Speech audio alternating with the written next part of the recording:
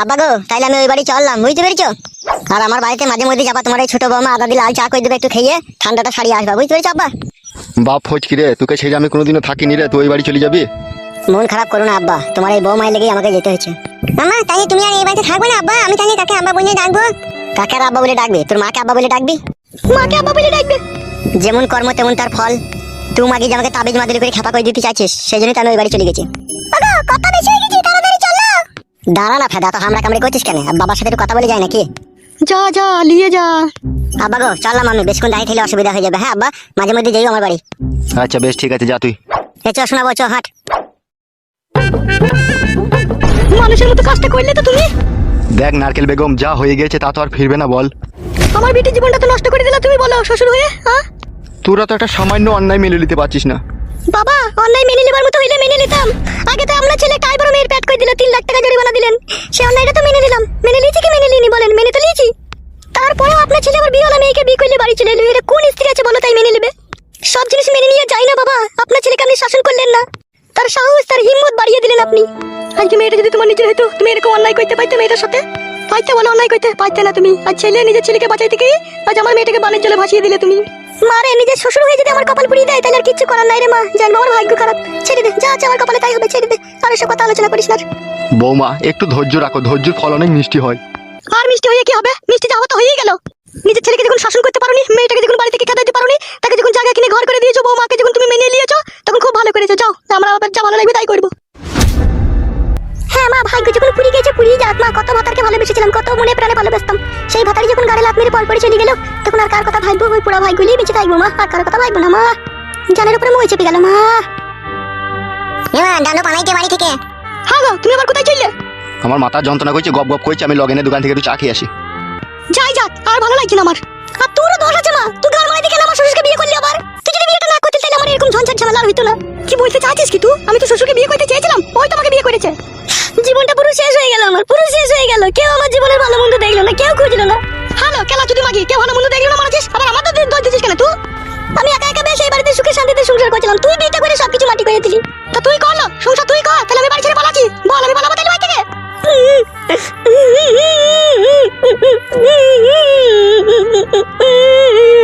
Hello, তা কাঁদছিস কেন তুই এরকম করে?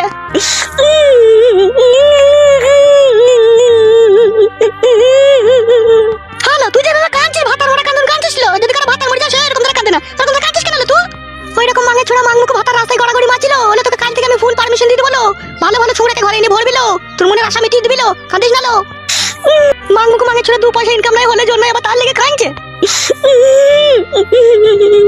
হ্যালো ছুরি, চুপ করলো। আমি আছি তো, আমি বেঁচে আছি তো নাকি? এখনো বেঁচে আছি তো আমি।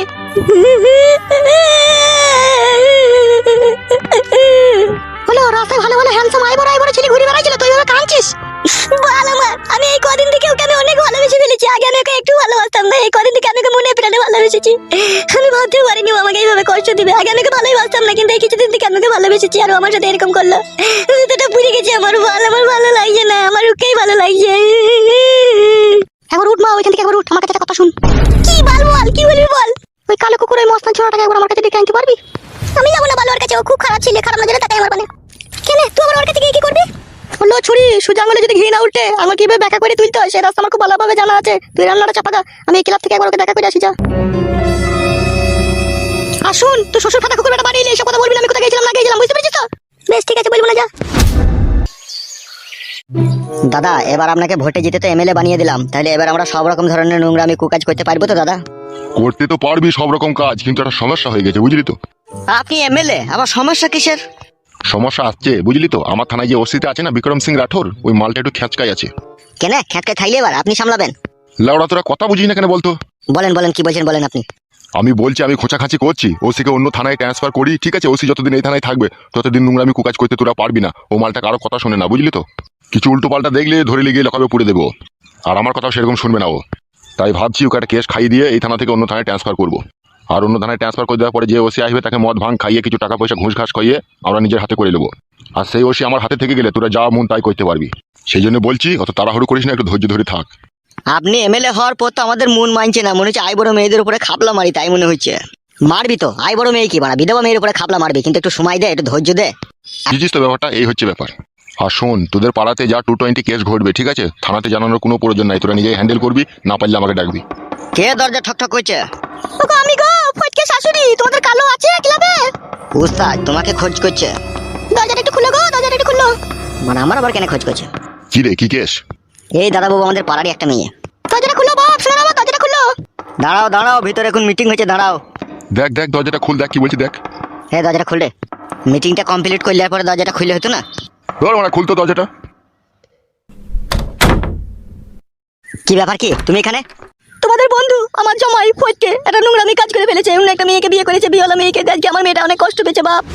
সেটা আমরা কি করবো? তোমার মেয়ে কষ্ট পেয়েছে না কি পেয়েছে তোমরা বুঝো গা।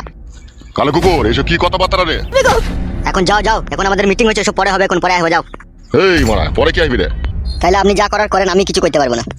শোনো, এখানে এসো তুমি। আপনি? আপনাকে তো ঠিক চিনতে পারলাম না, আপনি কে? কে আপনি? চিনতে পারোনি আমাকে? না, চিনতে পারিনি। কে আপনি? আমি হচ্ছি এখনো বুঝতে পারোনি? না, কে বলেন তা? আমি হচ্ছি এখানকার থানার এমএলএ। তাহলে তো খুব ভালোই হইলো। হ্যাঁ, তা তোমার অভিযোগটা বলো কি? অভিযোগটা আমার জামাইকে নিয়ে। বউ থাকতেও বিয়ে করেছে আমার জামাই। তাই নাকি? বউ থাকতেও বিয়ে করেছে? বিয়েটা কাকে করেছিল প্রথমে? প্রথমে তো আমার মেয়েকেই বিয়ে করেছে। আমার মেয়ের আবার একটা ছেলে হয়ে গেছে, এখন অস্বীকার করছে, নিতে চাইছে না। নতুন একটা মেয়েকে বিয়ে করেছে। তাই নাকি? তা তুমি তোমার মেয়ের বিচার চাইতে কোন গ্রাম থেকে এসেছো? তোমার সাথে আর কে কে এসেছে? কেউ আসেনি তো, আমি একা। তুমি একাই চলে এসেছো তোমার মেয়ের বিচার চাইতে? কেন? আমার জামাইয়ের বাপের সাথে বিয়ে হয়েছে আমার।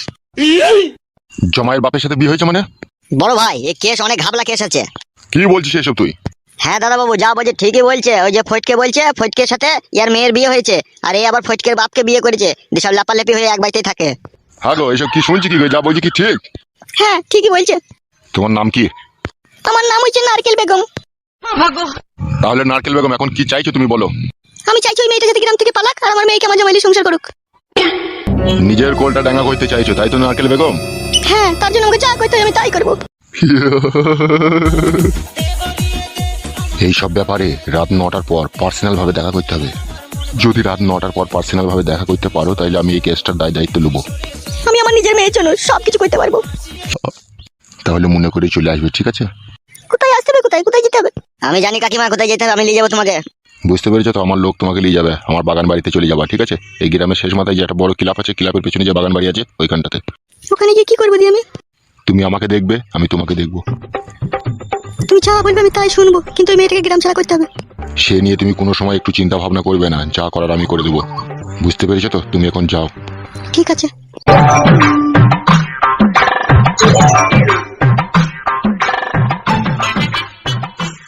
বড় ভাই, বিয়লা মাগিও ছাবলা আছে, এর আগেও 2-3টি কানেকশন ছিল। আমিও তো কম ছাবলা লয়। আজ এমএলএ হয়েছে কি সাদে রে! বহু ঘাটে জল খেতে হয়েছে আমাকে, তবে আমি এই জায়গায় পৌঁছাইতে পেরেছি। সে তো জানি দাদা বাবু। তাইলে এই কটা দিন একটু সাবধানে থাক, আমি ওসিকে অন্য থানায় ট্রান্সফার করি, তখন তোরা যা ভালো লাগবে তাই করবি, বুঝলি তো? আমি সব সামলিয়ে নেবো। ঠিক আছে, তাই হবে। এ টাকলা, চলে আয়। তাহলে বগাইটে, ওই মেয়েটাকে আমার ডিরাইলি চলে যাবে, বুঝলি তো? তোকে আমি 500 টাকা দেবো মাল খেতে। ঠিক আছে ঠিক আছে, আপনি দিলেও নিয়ে যাবো, না দিলেও নিয়ে যাবো। আমি কখন নিয়ে যাবো সেটা বলেন। আজ রাত 9টার পরে আমি ফাঁকাই থাকবো। যদি আজকে আসতে চাই তাহলে আজকে লিয়ে আনবি, আর যদি বলে কাল যাবো তাহলে কালকে লিয়ে আনবি। দেখবি, চেষ্টা করবি যাতে আজকে আসে, বুঝলি তো? হ্যাঁ, বুঝতে পেরেছি। এ কালুয়া, আসছি রে, আমার একটা বার উঠপাড়া গ্রামে মিটিং আছে। ঠিক আছে দাদা বাবু, যান।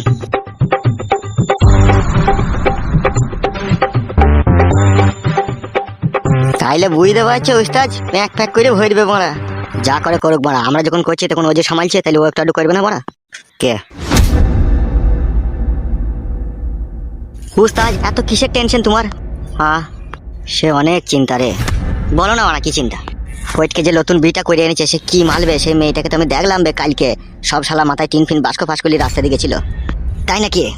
হ্যাঁ বে, হেভি জিনিস বে, শর্ট সাইজ মাল না, হেভি মাল। তা চলো মারা, একবার দেখা করে আসি। দাঁড়া, মডটা খেয়ে যাবো মারা। বস বস, ওখানে বস। গুদমানি ভাই, মেয়েগুলোকে পেঁচি কোথায়? এত সুন্দর সুন্দর মাল, কি জিনিস রে ভাই! 5 ফুট হাইট হবে, যেরকম মাজা সেরকম জিনিস একবারে। তাই নাকি উস্তাদ? হ্যাঁ রে মারা, ওকে একবার ঠোকা চাই আমার। ঠকে দেবো মারা। এমএলএ তো আমাদের হাতে মারা, কি টেনশন কি আবার আমাদের? যা হবে হবে মারা, ওই মাগিটাকে আমার চাই।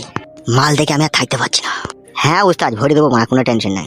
তুই বাইরে লোক দেখবি, যা করার আমি করে দেবো মারা। বেশ গো উস্তাদ।